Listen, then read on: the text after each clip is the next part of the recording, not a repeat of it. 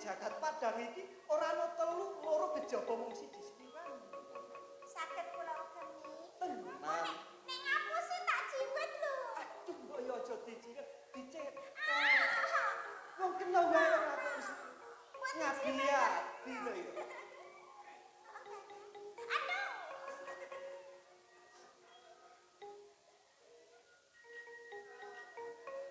Dasar ayu merati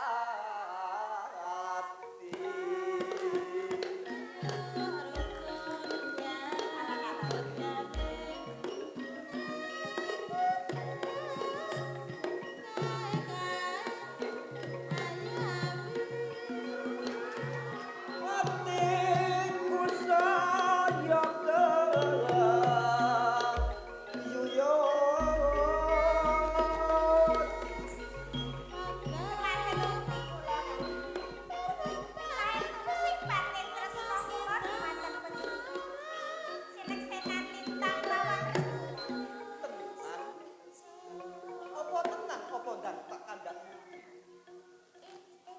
saiki ngene.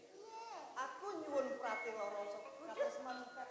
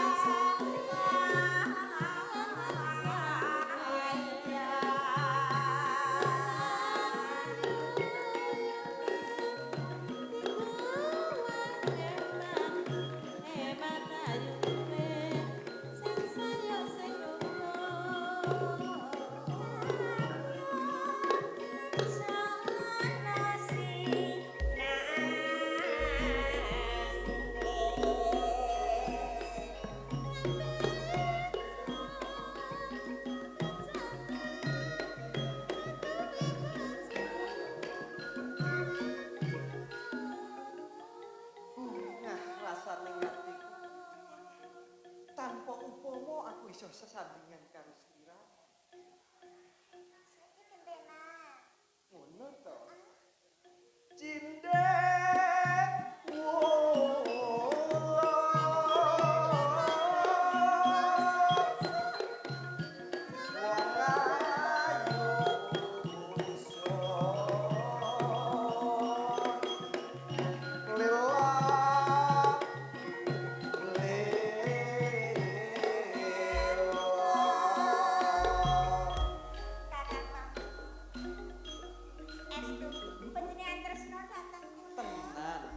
duwe pangundutan apa cintine? Kula namung kepengin sekar menika. Coba dituturno. Sik endi? Endi to? Ingkang menika. Sik endi? Abang apa sik putih kuwi? Sing abang karo sing kuning dipeneki lho. Tenan apa kuwi? Saetus, Kang Mas. Kembang iki apa? Cindewo, iki to sing tok suwun. Loh.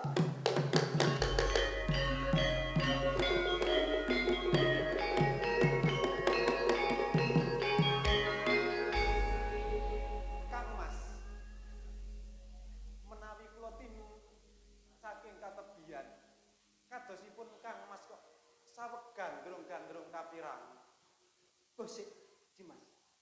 Apa sliramu ya mirsani aku yang aku gandrung-gandrung kapirang ngene iki? Inggih, Kang Mas. Kok kadosipun Kang Mas saweg nandhang brontok. Lajeng kenya saking pundi ingkang damel Kang Mas mekaten menika, Kang Mas? Iya, Dimas. Pancen bener apa tong presani niku. Nanging nganti wektu dina iki ora bisa tak temoni nganti lam-lamen atiku. Mergo dadi aku gandrung-gandrung kapirang ngene iki. Injih. Nanging sejatosipun kula menika mrepeki Kang Mas wonten panggenan menika badhe ngaturi prisa kaliyan Kang Mas. Kabar apa, Dimas? Mbok menawi Kang Mas dereng mangertosi bilih katemunggungan dipun kademangan dipun kubar malah-malah Cindewulung ugi kepiye Cindhe Wulung dipun glandhang? Inggih Kang Mas.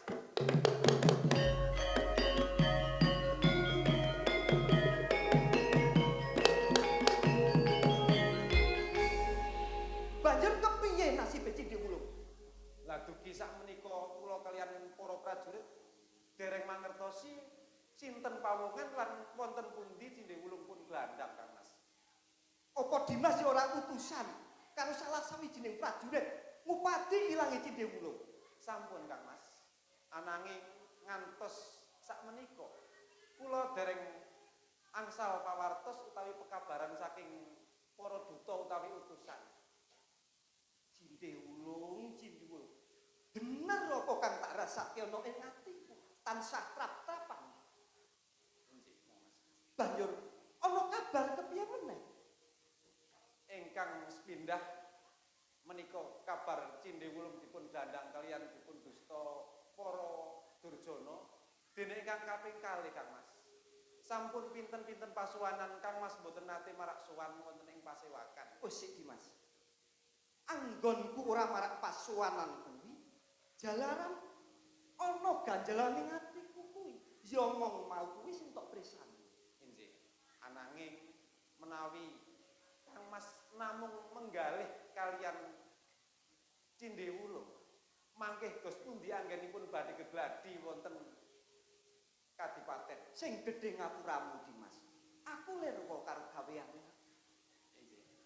Ananging kula dipun aturi madosi Kang Mas kapurih ngunduraken para sak bergadaning prajurit ingkang manggen wonten ing sak pinggiring kali opak. Ngono to. Mula damar mancung cinupet, ayo aku derekno sinambi goleki. Inggih. Ilange Cindhe Monggo Wulung. kula dherekaken Kang Mas.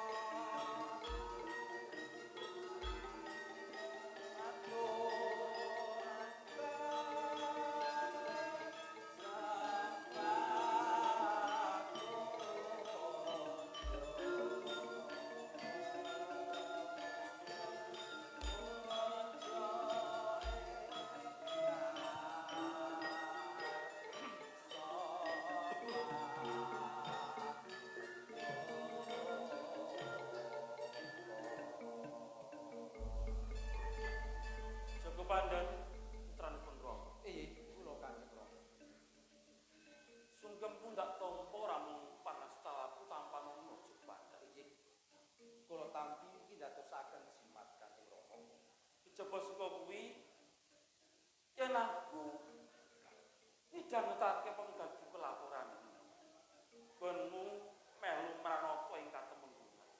Dadi bombonge atiku Joko Pandhan. Iya Kanjeng. Sedaya menika sampun dados kewajibanipun terputra menika Kanjeng. Ya Jurnawati. Dijauhkan dalam dalam Siramu wis marak sowan menika. Padha becik suami. Kanjeng Kakak suatu kula mboten awon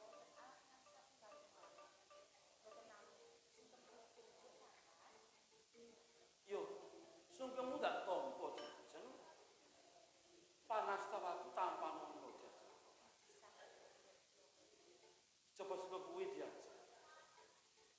Siramu kuwi minangka pangamping nggonku jejer ning katemenggungan dari hubungan iki. Kabeh ruwet renteng ing katemenggungan mestine diajeng pirsa. Aku kepengin ngerti. Mungguh gone diajar mati melu meranata ing katemenggungan foto kabeh para sutana ing katemenggungan dari hubungan.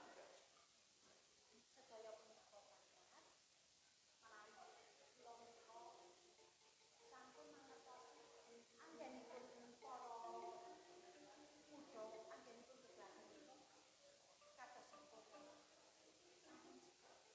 sedaya sampun katingal sampun sore. Yo ora aku tak takon.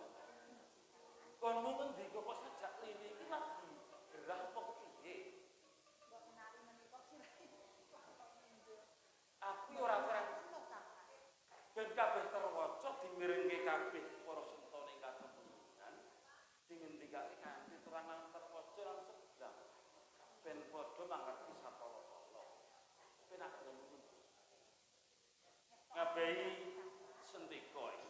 Paring dawuh pangandiku Gusti Nggo. Padha becik suwanungan. Nggih, nampi pangestunipun Ndoronggung, sowanipun ingkang abdi ngabehi sendika boten manggih rupitus sampe kula punapa-punapa. Sugeng kula punjuk. Yo tak tampa puja pangestuku tanpa napa. Nggih, sanget ing pamundi pinangka cecimat. Saklaminipun kula nderek suwita nderek nyam kamukten kawi bawan dalem wonten ing katumenggungan menika Kanjeng. Nggih, nek aku nyawang kowe iki tuwuh bombong atiku sendiri. Mosok panjenengan niku. Bombong ora bombong kepiye to? Kowe kuwi adikku sing tak tresnani. Pirang-pirang taun nggone ngabekti melu nata katemenggungan nganti isih muda nganti sak kiloming sering sepuh kaya ngene isih daya kekuatanmu. Daya nggonmu ngabekti ning katemenggungan isih makantar-kantar kaya bocah enom jare sendika. Jeneng menika sampun dados kewajiban kula anggen kula nderek mranata wonten katumenggungan Kanjeng. Pramila Kanjeng ngantos puputing yuswa kula menawi tojengandika Gusti Nggung tasih ginakaken dhatengen abdi ngabehi sendika iki badhe kados pundi kula badhe sendika dawuh Gusti Nggung. Tak tampa atur sendika. Ngabehi Jundaka. Nggih, kula Aku go ngrasake bombong. Yen kowe saben-saben tak kesake sowan ana ing dalem katemenggungan tansah nyenengake. Aku pengen mangerteni munggu pagaweanmu nggo melu pranata sentana ing katemenggungan Jundaka. ngaturaken sugeng puja.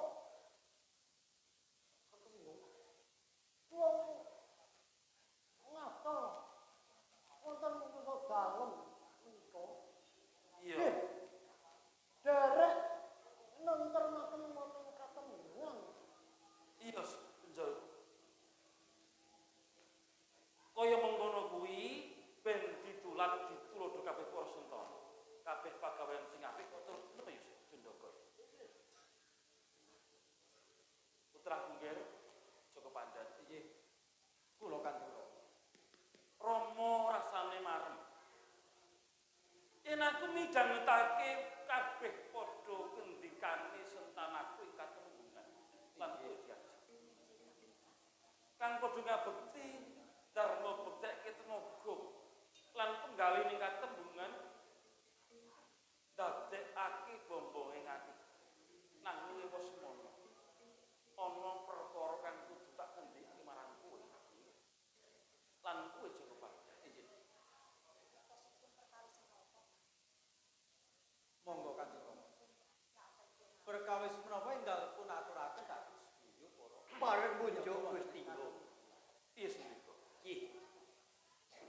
abdi ngabehi sentiko kapurisuan wonten ngesuknyanipun Gusti Inggung.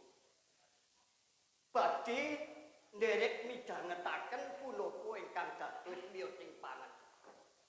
Ing wekdal titing menika menawi kula menika dulu dhateng panjenengan kok kados sajak membeng ing pasungkapan. Pramila sumangga sedaya para kadang sentana tansah semuyut sumungken dhateng panjenengan badhe nderek midhangetaken punapa ingkang dados miyosing pangandika dalem Gusti Inggung. Joko Pandan. Lan kula kan. Mestine padha mangerteni yen kahananing pajang wektu dina iki lagi taman pajubaning Gusti Kang Muat. Sepisan rikala semono aku minangka senopati agung ing pajang kang tenang genah mandhegani peperangan kelawan Mataram rikala semono. Kanthi kahananing pajang wektu dina iki wis sering ngayuda kamangka Joko Pandan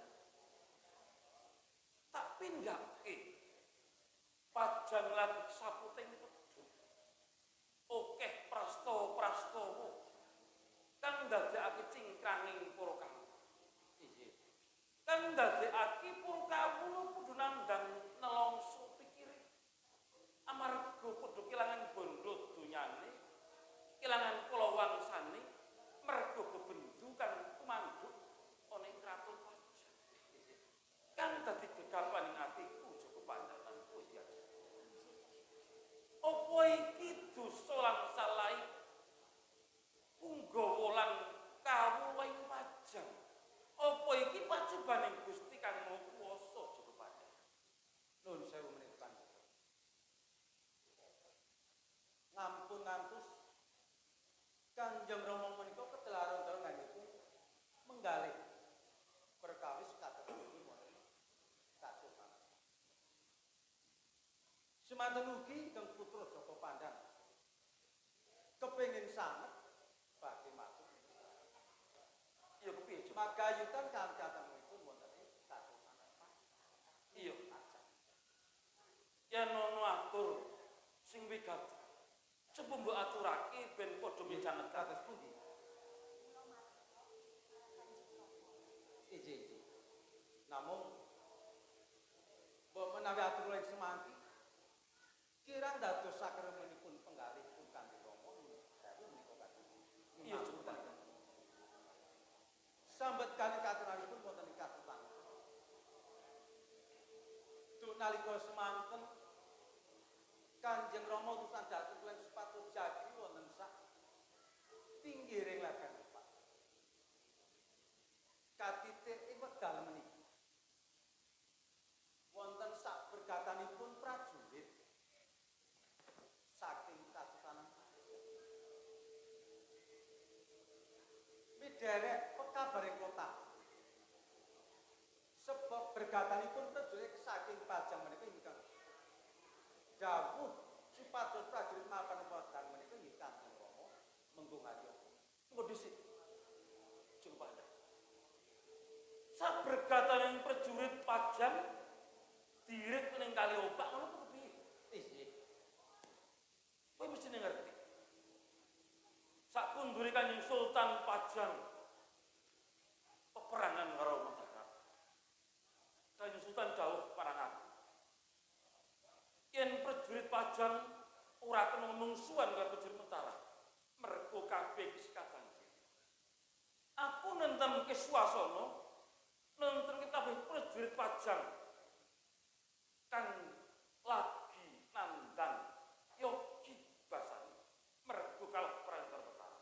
Teko iki ono pekabaran yen prajurit Pajang dirit ing pinggiring kali Opak. Kandak ning mau sing dawuh aku. Ya apa bener kowe mengkono apa Joko Pandan? Menawi medhare perkara ingkang tampi saking sedaya para nayo. Estu menika dawuh Kanjeng Rama Ayodya ingkang sepados prajurit Pajang menika mapan wonten ing sak pinggiring ladang Opak. Ya Joko. Terus kan Mas. Lajeng kados pundi menawi? Iki ana ana perkara sing ora kudune apa bidul kasunyatan lan pekabaran. Ngerti? Yen nganti wektu dina iki aku minangka Setopati ning Pajang nyekel ngugemi ngendikane Sinuwun. Kabeh prajurit diparengake rem. Ora kena nganakake suwijining gladen perang sing gedhe utawa ngirik ing Taperwates. Kabeh mau ben aja nganti ana klerakeru karo prajurit Taperwates sing utama. Kene wektu dina iki aku dikabarake mimpin para prajurit ning Kaliopak. Sendika kepiye? Gusti Nduk, menawi saking pemanggih ingkang abdi, kula pitados dhateng panjenengan. Menawi panjenengan menika mboten putusan dhateng prajurit wonten ing sapinggiring Kaliopak. Tentu menika wonten setunggaling punggawa utawi kawula ingkang tiyang menika badhe njlongprongaken dhateng panjenengan. Iya. Menika sinten? Lajeng menika sinten? Diajeng. Wektu dina iki aku sing rumangsa dosa. Gone aku mangarsani prajurit Pajang. Rikala semono tandingan karo Mataram nganti asore yudha.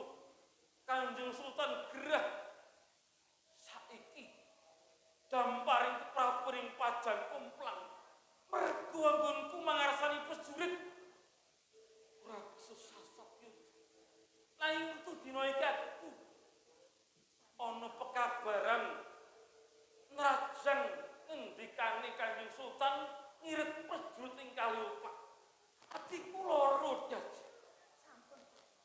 Panjenengan menika. Pandan, Iya iku lho Kanjeng Rama. kowe mestine ngerteni uga yen ramamu iki temenggung Arya Guna pisan wayahku durung tau ngati. Waninya hak menang dalem ing sinuwunan para putra ing Pajang. Iya. Kene wektu dina iki sendika aku didakpuh terjang wewaler nyahak wewenange para putra ing Pajang. Iki wis kliwatan banget iki Joko Pandas. Sedaya kadipun ngendikaken Kanjeng Rama menika lho. Namung ingkang dadosaken banget ing manah kula menika. Prajurit ingkang mapan wonten sapinggir lepen omah tumpah ingkang dawuh menika Kanjeng Rama. Lajeng kersanipun Kanjeng Rama kadhe kados Tak paring ngerti. Iki ngene. Aku dawuh karo kowe minangka luraing prajurit ning Pajang. Lan kowe suntik. Nggih. Padene Cunda. Nggih. Wektu dina iki aku Sang Joko Pandan lan para nayaka ing katemunggungan distiteki perkara iki kanthi aja ninggaling kaprayetan. Dijaga katemunggungan jaga dhateng ing Pajang ku meneh kasugane Kanjeng Sultan Adwijaya. Iya. Terang-terang dawuh pangrenipun Kanjeng Rama keparang nuwun pamit. Didalih para Jenengan kita parang dereng. sendika Keparang pamit derek dereng. Paring nyuwun pamit medali pasilan. Panjenengan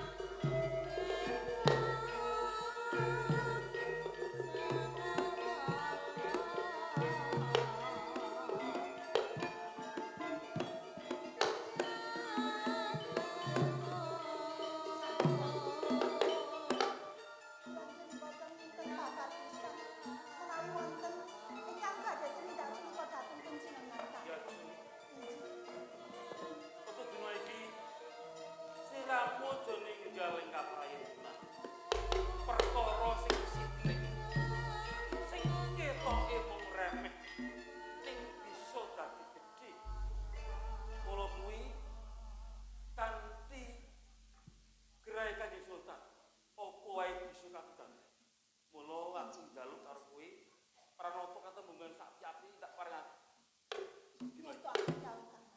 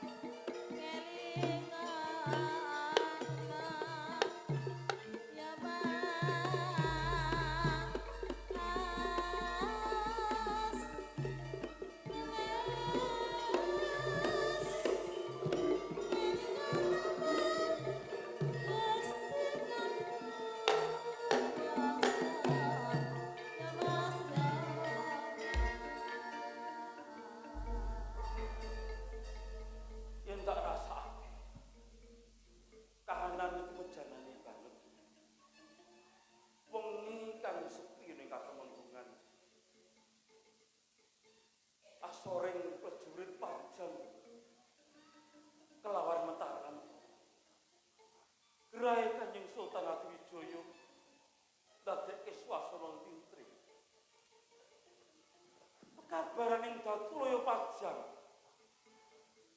saya ora maton sing abang bisa dadi biru, sing biru bisa dadi abang.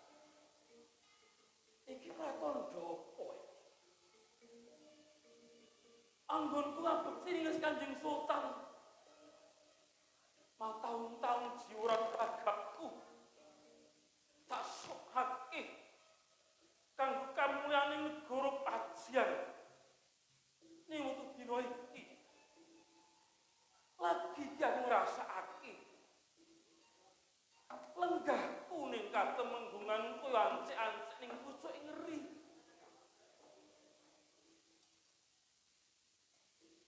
Banjur iki saka pakartine sapa? Duh Gusti, mugi panjenengan kersa ngayomi negari Pajang saking bebendu lan rubedo. Aduh! Waduh! Mas.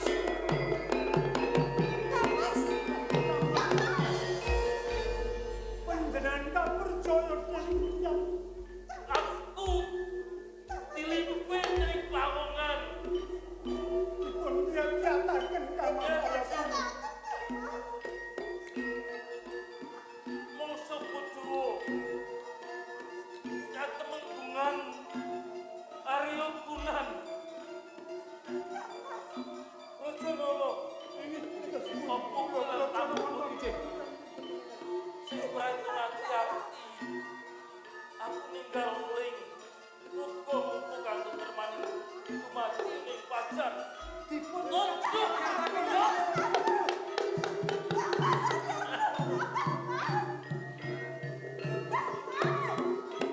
Mas Brojono. Mas Brojono.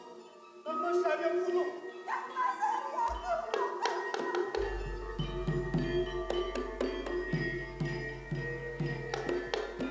Kados pundi kok Mas Arya Kuno sedo.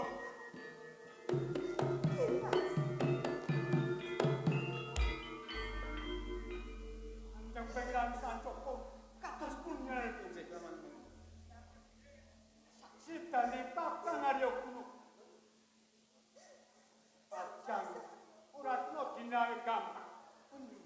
Kowe kudu sing prayata ngati-ati. Sasedane Kakang Arya Kuno. Kowe kudu aja nganti ninggal kaprayatan. Pun inggih Imeng. Nyai Minggu. Sampun anggen panjenengan nuwun ngantos kedlarung taru.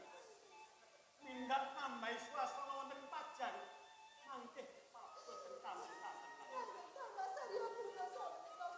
Sanjoko lan kula kados pundi bangsa borong pangruktine Tamas Haryo. Puniki aku nderek nyemenggo wonten tambat. Monggo monggo.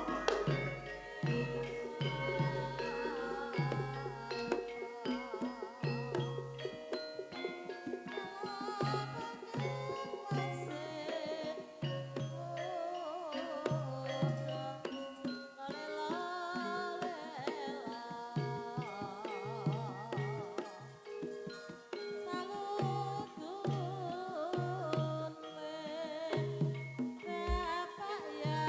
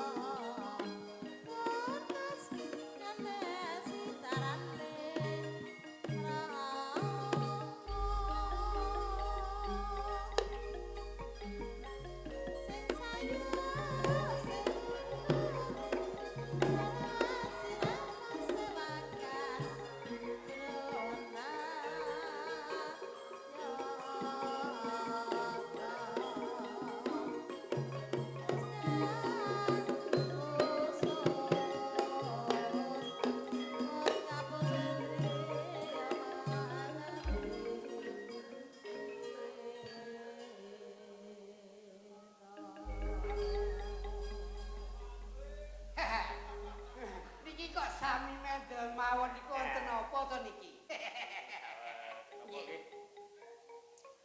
Niki nayake niki biasane Ndara Raden Pamuncan sok sampun rawuh wonten ing dalem katemunggungan wonten ing satriyan. Kok yaketen kok dereng tindak wonten ing satriyan niku wonten pundi ya menika? Napa sawet ting pundi mancing napa niku? Nah, Wah menika. Kada pamunjak. monggo Raden Monggo Prabu. Raden pamunjak dereng. Prabu, Inggih Raden. karang lan kuwi dalan. Injil.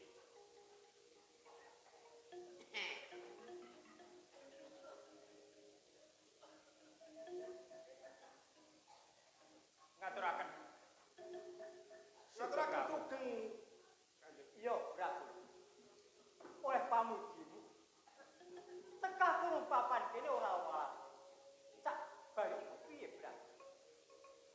Nggih. Anggen kula lagi pari para tamtama ing katemunggan boten badhe ngiwaki. Ambok pilih Raden menika mangke betahaken sedaya prajurit sabung sia. Ngono to, Prabu. Injih. Aku ngerti. Wiwit biyene Bragulu iki minangka abdi Kanjeng Rama Munggung. Robot. Injih. Dadi sak mangsa-mangsa Rama Runggojoyo gunake marang ibu pratik ilmu anggone ngegati para pirang. Kanggo nanggulangi katemunggan. Munggah ngono ing kraton Pajang.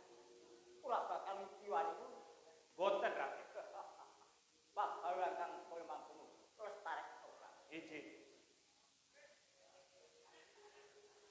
Koyo iki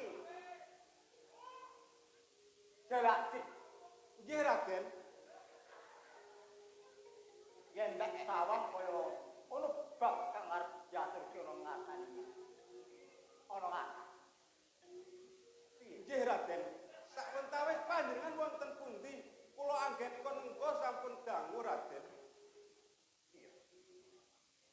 Anggonmu ngeglase para piranen. Aku njaluk kepiye kacepaten. Anggen kula ngladi tamtama mboten kekirangan panjenengan badhe ngertake kula siap-siaga Raden. Iya. Paman Tarang. Ngantos supen kok nggih kula. Nggih. Ampun ngatur nek bali Raden. Apa kang dipikir Paman Tarang? Seperti- Sajake ngalamun. Nggih. Kula boten kasupen Raden. Iya iya. Maturake suhun pangabdi kula pun. Lah ya ngono to. Ono blindoro kok malah rawuh ning papan kene mau ngalamun. Apa ora pasangan sing ono sisih kono kae? Lepat nyuwun sih pangapunten dalem.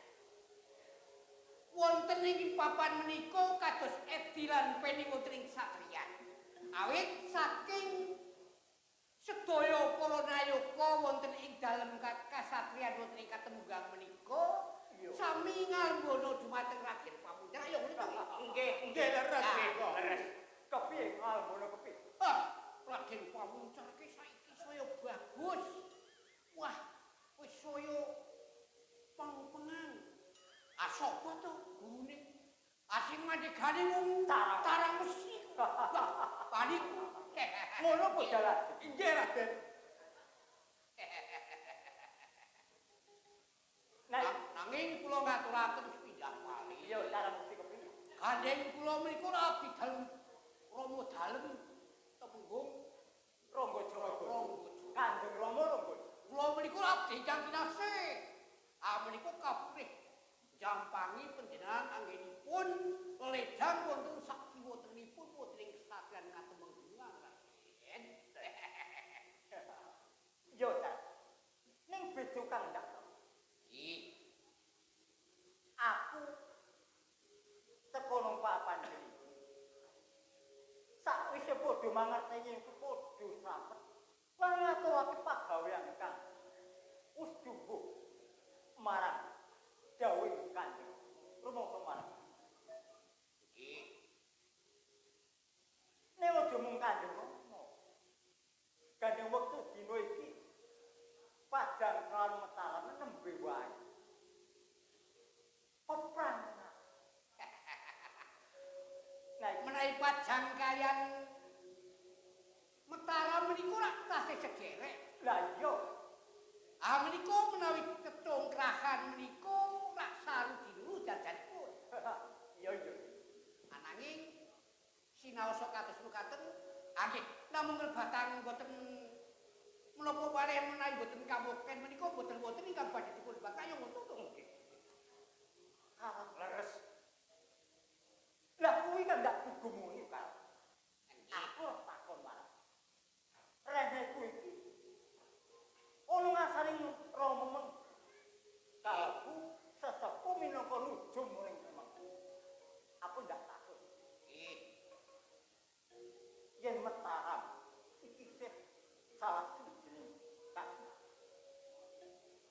Pajang kuwi kraton kang gedhe. Kawulane maega prajurit. Ning peperangan.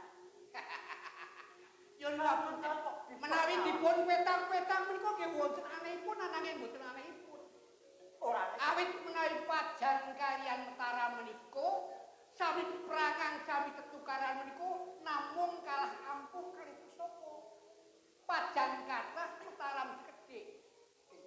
Ananging kegiatanipun pusaka wonten ing Mataram menika luwih digilani tinimbang Pajang. Ra ngono to yo. nggih. Lah yo to yo ben. Nggih, leres. Pati yo ben. Enak banget. Ini apa bang? Pokoknya Mataram. Oh, banyak lomo.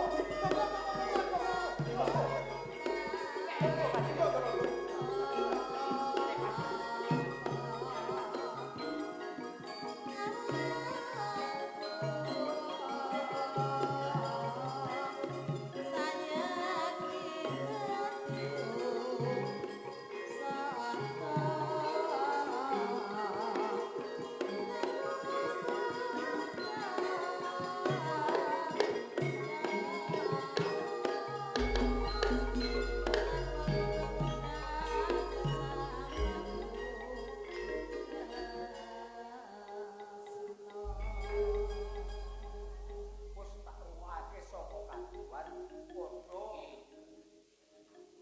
kok kaya rame banget padha sareng apa. Menika rak nggih. Namung badhe rembagan kalian Raden Pamuncar putra sampeyan dalem durung. Menika saking binga-bingaipun ndoro Raden Pamuncar niku wah kathah ingkang sami ngalembono dumateng Raden Pamuncar saha wonten dalam kasatriyan katembang menika nggih. Yo. Mula pakaryamu sing kaya mengkono kuwi nduk lestari. Nggih, menika sampun dados kewajiban. Sing bisa gawe bombong bungae rasane. Iki lho. Nggih, sampeyan menika sampun kresa to. Kula menika abdi sampun dangu. Lah titik-titik kang kotok-kotok niku. Yen matur ngasani Kanjeng Rama Monggung.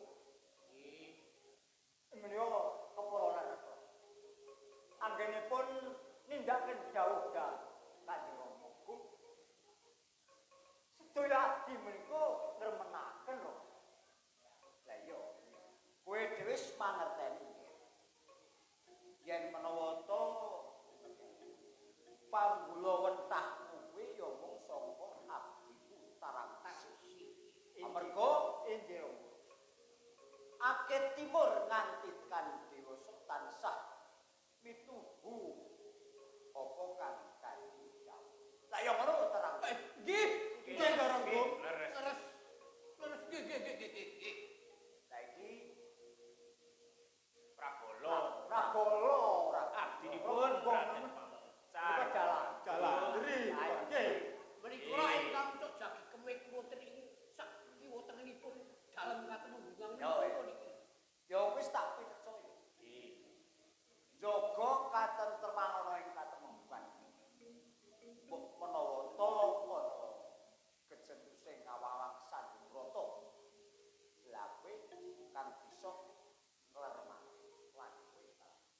Nggih, Ndara Gun. Lah, cekak aose ngene, Pak. Kados pundi? Mula aku perpeki marang kowe kabeh. Mergo ana barang kang sing wigati tumrape putraku Angger Pamuncar. Ora ngomongake mung Pamuncar. Senajan to kowe uga ya mesti wae kepengin mukti lakon. Nggih, Ndara Gun leres. Lepat nyuwun pangapunten dalem Ndara Wiraguna. Mula sopi ngene. Sak sedane Kakang Haryaguna. Lah kuwi aku njaluk marang kowe. Mudya Jaya Kawijayan kasantikan. Jaya Kawijayan Kasantikan. Nek niku gampil niku. Ampun kampil. Aku lho niku rak pucuk pegegane pasih niku lho sing iso paham niku. Ya aku percaya marang. Mula aku percaya marang kowe. Amping-amping ana putraku Angger Pamuncar. Gemblengen yen kowe darbe wawasan ngendi ana sesepuh kang bisa gembleng saya Kawijayan. Keparemu matur Ndrebung, Ya piye? panjenengan ampun was lan watos. Menawi tarang wesi menika tasih uger-uger wonten ing dalem katemunggungan. Kawilujengan. Putra sampeyan dalem Raden Pamuncar. Kula ingkang dampi. Pancen Kula ingkang dampi. Nggih. ora yen tekan saiki nggonmu guneman pancen ngeget-get. Panjenengan menika kok pangring kalih watak kula. Nggih ngeten iki watak kula niku. Menika sampun dipun wastani tubakan dengan. Ya pancen ngono. Iki ngono mekaten to. Bareng munjuk. Sasampunipun Rama Gunggung menika ndikak. Menawi padang wonten Rama. Yo. Lajeng yen berdaya menika pinten Rama. Lah ngene iki tak jarwani. Injih. Sak sedane Kakang Haryaguna. Aku kang pinecaya dening Kanjeng Sultan. Lah iki lan pangeran pamili kang supayane aku kang ngupadi sapa to sak temene sing Mangendrajala nganti Kakang Haryaguna tumekopan. Awit Kakang Haryaguna kuwi salah sing Senopati kang pinunjul apa-apa. Sapa to kang sing sasam kadegayane marang Kakang Haryaguna. Nanging ewasmu Kakang Haryaguna Satmah wis kaperloyo. Lah iki munggo ing aku. Iki aku malah karpe kakasan. Yen marang aku lan kowe kabeh lan putraku. Intine. Mula saka kuwi dawuhku marang kowe lan putraku. Gedhekno tekadmu. Aja mandhet temuleh lan jangkaku. Kang supayane bisa gayuh kamukten. Lepat nyuwun pangapunten dalem Ndara. Menawi wonten ing padang menika wonten raja pejah. Ya Kok Raden Wiraguna Haryaguna. menika rak terusan. Awit panjenengan menika temenggung rak kawon inggil pangkatipun kaliyan Baluga. Anek sampeyan niku makin caket-caket kaliyan Kanjeng Sultan, amarga niku. Nah niku lajeng Joko Raden Pamuncar samangke kula ingkang kula mentah samangke. Kowe tak pincaya. Anakku Pamuncar tok kula wentang lan kowe Prabu lan kalane. Nggih, Raden. Aja ninggal kaprayatan wis parang. Dorogong, ampun wajan kuatos Dorogong. Budal, wah, kersane. Dari lama. Ya, sira. Kaya lah.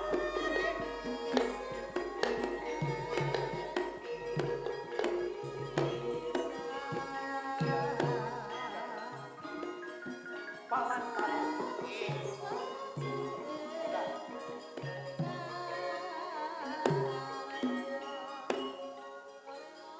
Aku mau ngasih kanjeng kok. Kowe golok. Ning opo kira-kira iso ngadepi nenek mati.